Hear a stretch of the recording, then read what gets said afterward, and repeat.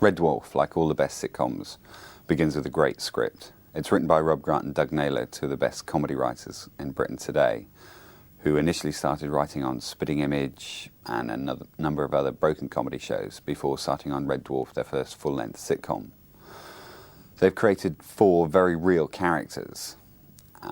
The actors themselves would argue that the characters are based on them. It's difficult to say whether the characters move towards the actors or the actors move towards the characters. Within the concepts of the plots, they play with a lot of science fiction ideas, often slightly tongue-in-cheek, compounding the problems. Being science fiction, it's very heavy on the special effects. The basic principle is to keep those to a minimum visually, no long lingering shots, although we do morphs and picture bends and that sort of thing. Being a TV program, we can't really compete with film, so the idea is to run them as real life, small snatches rather than holding a shot steady for a long time on something, treat it as everyday.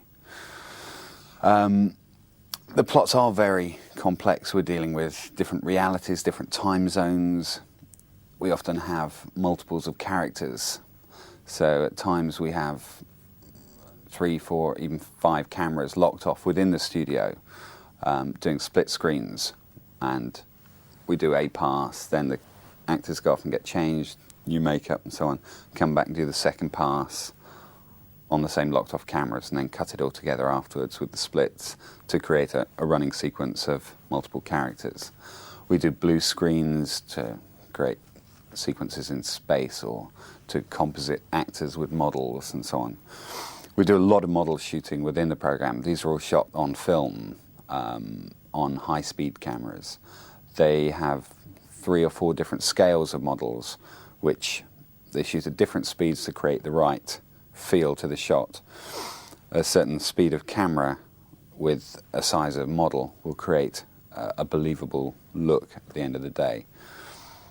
There's also a lot of body hits and laser shots and that sort of thing. The intent over the whole program really is for very little or no blood. We take the sort of A-team approach within the program. It's shot over a 6-day schedule, Monday and Tuesday being rehearsing with a new script, getting the actors familiar with their new material. Wednesday we do a run-through, a technical run for the rest of the production crew to see what we're planning. Thursday is normally our pre-shoot day. We shoot everything that's not possible with an audience or too difficult to do with the audience, and our location shooting to play into the audience show on the Saturday. Friday is then another rehearsal day, just to keep the actors up to speed, get them fluent with their dialogue and off the book, so to speak. And Saturday is our shoot day. Cameras are in the morning and we spend the day blocking, checking the shots, the camera script, make sure it all cuts together well. And the audience come in the evening and we shoot over a 3-hour period.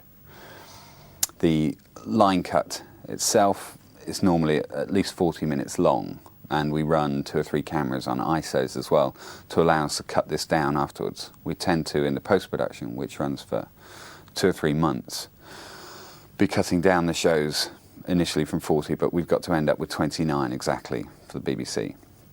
So initially you're taking out redundant bits of dialogue and that sort of thing, but the plots are very complex, so you can't lose any key information. It's also very funny, so we've got a lot of laughter and good gags that we don't want to lose either. So by the end you're taking out blinks and breaths and ums and ahs all the way through to keep it very, very tight, which gives it its own kind of feel as well.